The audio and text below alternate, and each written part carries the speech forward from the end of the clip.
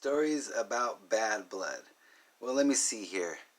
We got everybody in the shot here. Let me make this straight. When I turn the camera on, it makes the image closer, so all of a sudden, it's not where I measured it. So something like that, I'd say. All right, so there we go. All right, so Bad Blood. I played a lot of shows with Bad Blood in the band Dirty Tricks. And I remember a funny anecdote right off the bat is the Glamour Punks guitar player, Mickey Lord, quit the Glamour Punks. Now I remember why he quit the Glamour Punks. To join Bad Blood. I just did a Glamour Punks video, and I couldn't remember why he was missing. Because he joined Bad Blood, and Glamour Punks was mad about it. And I was playing this, or actually I wasn't even playing. I was at this show. It was Electric Love Hogs, Bad Blood. It was on New Year's Eve. And it was at this huge building in downtown LA. I forget what it was called exactly. I can't even remember. But they had like 4 rooms with like 10 bands in each room. And I remember the Bad Blood was playing. And I was a huge fan of Bad Blood. And Dirty Tricks always tried to make sure that we played with Bad Blood as like every show that we possibly could get on. Certain bands we always tried to make sure we got on bills with because we just kind of fit. And this was one of the kind of bands that we were definitely similar to. Image-wise and all that stuff, musically as well, but mostly just the general look of it was this similar. And anyways, I remember the Glamour Punks were mad about that, and they went to the show.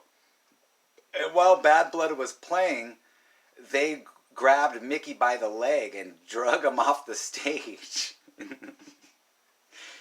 He was like flabbergasted. I even talked to him about it because I actually played in the band with him later in the X-Idols. He joined our band for about a month and a half. He was a rhythm guitar player. But anyways, he told me about the story. He said because he didn't even know to be mad. He was more like couldn't believe it when he was laying on his back getting drug off the stage. Like, I cannot believe they just grabbed my leg and pulled me off the stage like that, right in the middle of the show in front of all the fans and everybody. It was packed. This show, because it's 4 rooms, the Electric Love Hogs. They were huge too. The Love Hogs, they had just gotten signed, I believe, and I thought that was one of my all-time favorite bands of all time. Really, the Electric Love Hogs, especially Tribal Monkeys, like my favorite song ever. So like I remember these guys. This particular song that I have it paused on is my favorite song from them. And I used to remember it from live, and it wound up. I'm on this CD, this 4-box CD set called Rock and Roll Rebels and the Sunset Strip. My band Imaginable Pieces on it, and Bad Blood's on it. And it's all the local Hollywood bands are on that. It's a 4-disc thing, 2 songs each. And one of the songs is this song. This is my favorite one from them. And let's hear it. Let's take it. Where's my remote? So let's take a listen here and see if I remember anything else. Turn it up. Now this recording doesn't sound very clear, but oh well. Just go on YouTube, listen to it with headphones. It's on YouTube.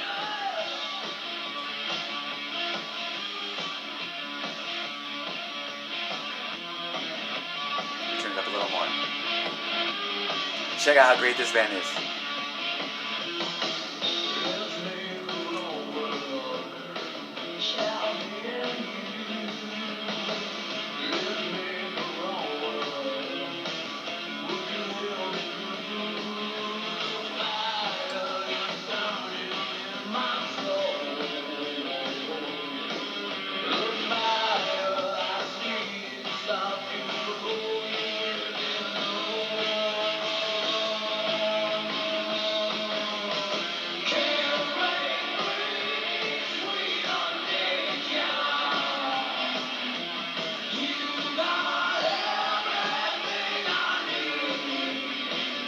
Sweet Addiction.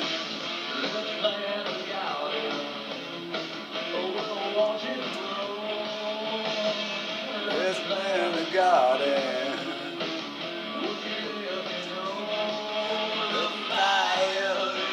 I know this song so well.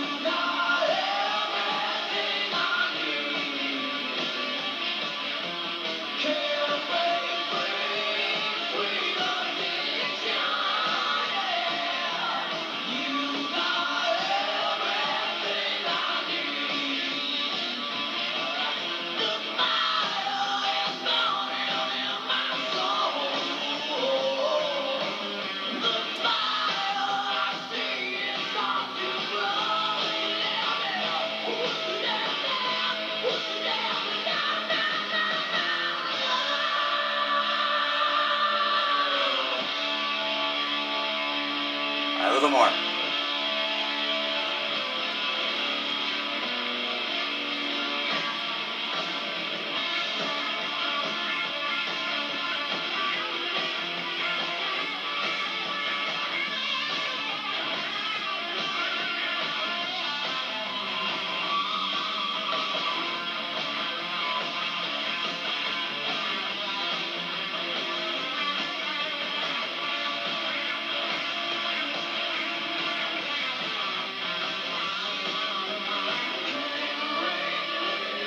Nice. I'm having trouble turning this off. It's a little too good.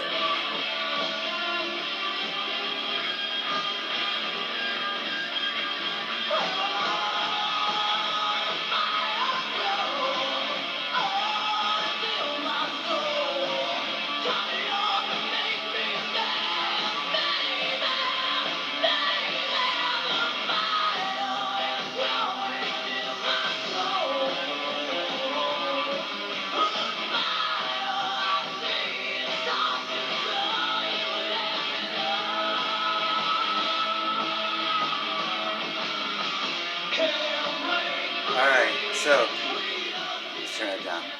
Alright, well there you go. Now at one point these guys were the talk of the town in Hollywood.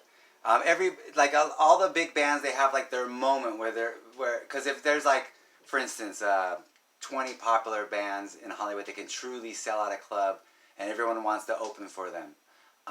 Those bands, all 20 of them, they had like a peak moment, and then they're just still around, that sort of thing.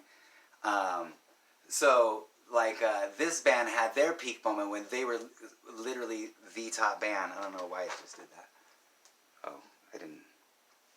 Let me pause this for a second. Oh, that's a magical piece. Us playing live at the Jazz Cellar in Hollywood. I should do one on the Jazz Cellar. Or in Hawaii, actually, in 1991. But anyways, so let me think about the Bad Blood story, the last one I want to say. So Jeff, the singer, ended up joining a band called Kill Big Brother with originally the singer was from the Crystal Pistol, who I met in San Diego. He told me I was the original singer, and he was Billy Idol impersonator, and I was a Prince impersonator, and we were talking about Hollywood somehow, and he told me he was in Kill Big Brother. I was like, oh my god, I thought Jeff was the singer. He goes, yeah, he's the singer after me. They fired me because I said something racist, and they said that wasn't cool. And he goes, well, I'm not racist. He goes, you can't talk like that at all, that sort of thing. So anyways, they got Jeff, and it was the guitar player Lake from Imaginal Peace, the guy that I replaced in Imaginal Peace. And they rehearsed right down the hall from the Ex-Idols in downtown LA. I forget what street it was, like 3rd Street or 4th Street. It was really like dangerous right there. Like all the bums and, oh man, cars get broke into and stolen constantly, and there's murder everywhere and drug deals everywhere. It was like a pretty trippy place to practice. And they rehearsed right down the hall. And so we'd like hang out and play our new songs for them, and they'd come into our room, and it was a lockout studio, so you like rent the whole room, and if you have your own PA, then you'd rent the room for the month. And people lived there, like the guitar player of Megadeth, his brother, or the drummer of, I think it was the drummer of Megadeth's brother lived there. He was a drummer too, and he sold cigarettes to everybody. So he had a little mini fridge, and he would charge like 50 cents more, but no one wanted to go get in their car and drive to the store so that he would make a lot of money. And that was his house. You're not supposed to live there, but he did. And anyways, I remember watching Kill Big Brother, and they were actually amazing, really cool, totally a unique. Can't describe what kind of music it is. And they made a demo, and I even heard one of their songs once, like on MySpace or something, or on somewhere. But none of it's on YouTube. Kill Big Brother, none of it's on YouTube. That's a shame. And let's see. And I remember that. When I joined Imaginal Peace, the bass player asked me what nationality I was, and I said I was half German and half Guamanian. And he goes, "Oh, you're Guamanian?" And he goes, "Yeah." I go, "Yeah." And he goes, "Oh, like the drummer of Bad Blood." He goes, "Okay, yeah, that's cool." And I thought that was kind of funny.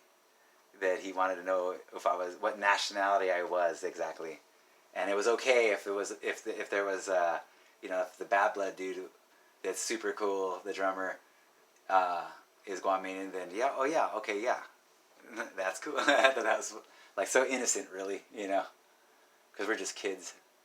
And I can't think of any other things that make me pop in my head about them off the top of my head. Just playing with them at Red Light District, the Whiskey, uh,